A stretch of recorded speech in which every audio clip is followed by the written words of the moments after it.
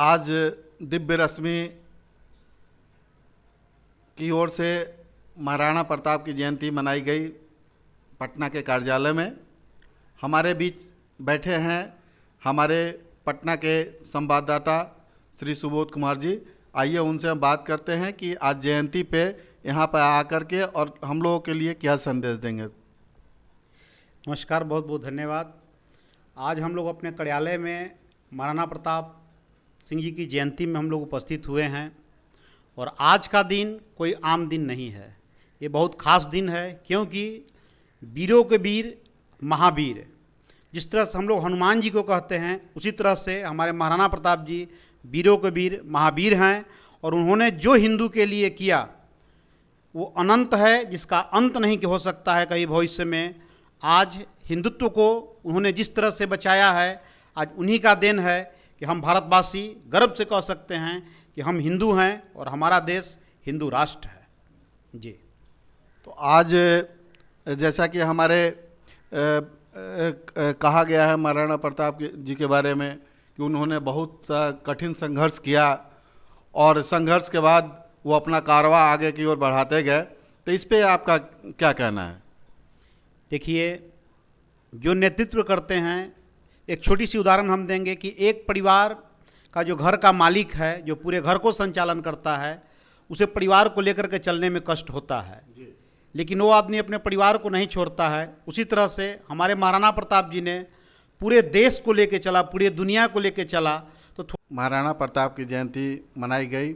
हमारे बीच में मौजूद है दिव्य रश्मि के संपादक श्री R.D. मिश्रा जी। आइए हम जानते हैं सर से। सर, आपका बहुत बहुत अभिनंदन कि आज सर महाराणा प्रताप जी की जयंती मनाया जा रहा है। कुछ आप महाराणा प्रताप जी के बारे में हम लोगों को बताएं। देखिए, सबसे पहले तो महाराणा प्रताप जी की जयंती जो अभी तक मनाई जाती रही है, पिछले महीने में भी आप लोगों ने देखा होगा कि महाराणा प्रताप जी की जयंती मनाई गई थी, वो अंग्रेजी तारीख से लोग मना रहे हैं।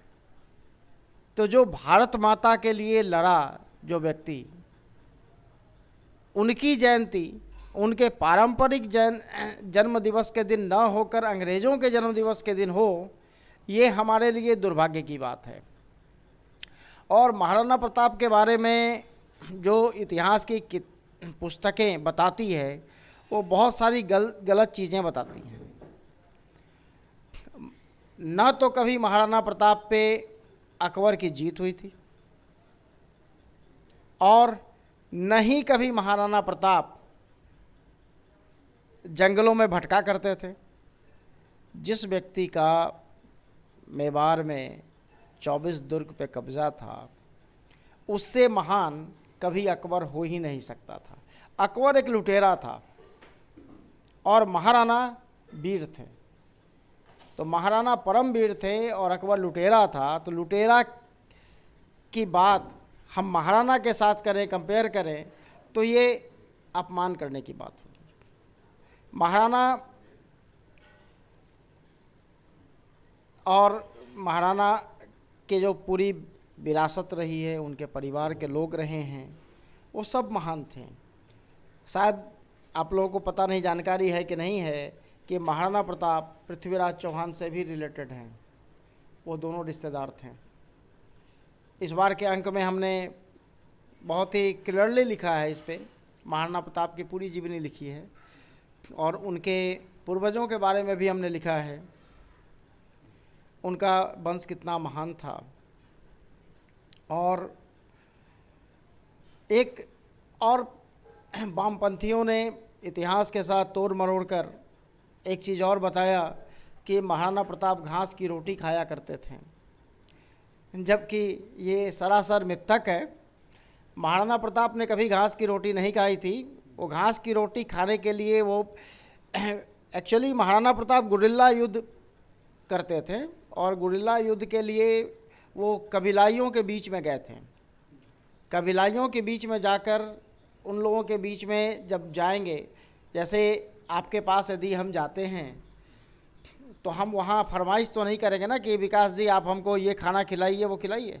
जो आप देंगे हम स्वेच्छा से खाएंगे। उसी तरह से महाराणा प्रताप भी उन कबीलाइयों के बीच में गए थे, वीरों के बीच में गए थे, वहाँ उन्हें जो उन लोगों ने दिया सो खाया। तो इस पे वामपंथियों ने जो दुष्प्रचार किया, भारत का देखिए दुर्भाग्य है कि भारत में पढ़ाई जाती है कि अकबर के समय में महाराणा प्रताप थे, जबकि विदेशों में पढ़ाई जाती है महाराणा प्रताप के समय भारत में एक अकबर जैसा लुटेरा राज करता था। पता नहीं भारत में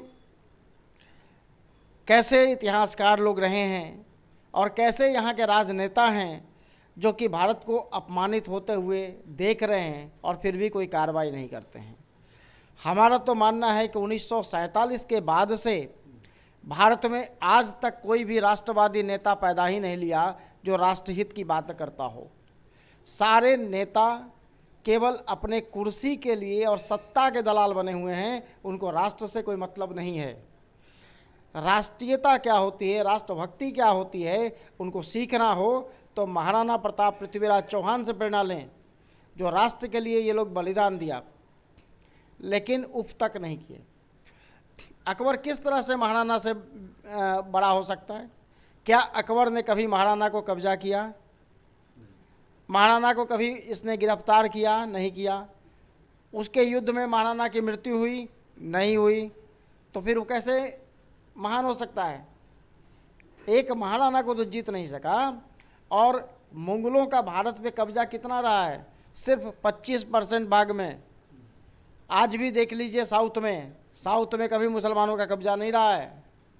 लेकिन यहाँ के वामपंथी इतिहासकारों ने भारत की जो भी गौरवशाली इतिहास थे उसको छुपाने का काम किया है।